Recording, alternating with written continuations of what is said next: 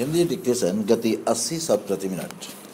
राजनीति में नैतिक मूल्यों के ह्रास का सबसे बड़ा कारण युद्ध अथवा आंतरिक विद्रोह होता है। कहा जाता है कि युद्ध के समय साध्य महत्वपूर्ण होता है, साधन नहीं। युद्ध में विजय प्राप्त करने के लिए किसी प्रकार की युक्ति और दुरभिसंधि उचित हो जाती है। युद्ध के समय राष्ट्रीय अस्मिता और सुरक्षा का प्रश्न सर्वोच्च हो जाता है, किंतु जिस देश पर आक्रमण होता है वही इस प्रकार का तर्क दे सकता है। अपने साम्राज्य के विस्तार के लिए आक्रमणकारी राष्ट्र की महत्वाकांक्षा और युद्ध की घोषणा राजनीति के अवमूल्यन को ही दर्शाती है। कुछ वर्ष पूर्व जब इराक ने कुवैत को हड़पने के प्रयास में अपनी सेनाओं को भेजा था तो उसकी संपूर्ण विश्व ने आलोचना की थी।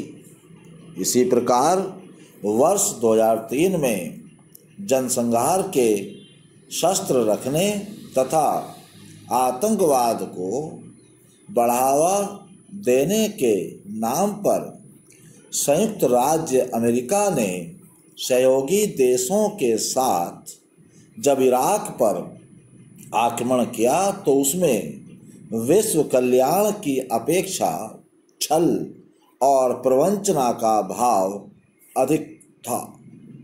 युद्ध की अवधि में अथवा उसके बाद इराक में जनसंहार के हथियार नहीं मिले। अमेरिका यह भी साबित नहीं कर सका कि कौन सी आतंकवादी कार्यवाही इराक द्वारा प्रायोजित थी। जब मीडिया ने अमेरिकी सैनिकों द्वारा इराकी बंदियों पर क्रूर और अमानवीय अत्याचार के समाचार दिए तब भी अमेरिका ने संवेदनहीनता और बेशर्मी का परिचय दिया।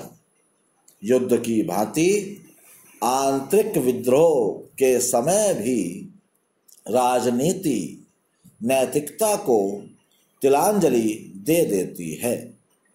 विद्रोह करने वाले तथा विद्रोह को दबाने वाले दोनों क्रूरतम अमानवीय उपायों का सहारा लेते हैं।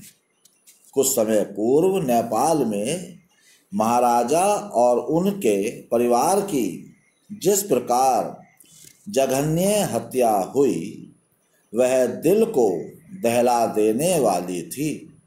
उन लोगों की मौत के रहस्य पर से पर्दा अभी तक नहीं उठ सका है। पाकिस्तान, बांग्लादेश और अन्य कई राष्ट्रों में सैनिक विद्रोह के पीछे कोई नैतिकता नहीं काम कर रही थी। राजनीति में नैतिक मूल्यों के अवमूल्यन में वृद्धि सत्ता लोलुपता, भौतिकवादी जीवन तथा धार्मिक आस्था में कमी के कारण आई है। समाज में भौतिकवाद के प्रति बढ़ते रुझान ने उपभोक्ता संस्कृति को जन्म दिया है, जिससे लोगों का खर्च बढ़ा है। उद्योगपति और व्यापारी अनैतिक और अनुचित उपायों का सहारा लेकर अत्यंत धनी बन जाते हैं। सादा जीवन, उच्च विचार में आस्था कम होती जा रही है। धार्मिक आस्था में कमी ने नैतिक मूल्यों का अवमूल्यन किया है।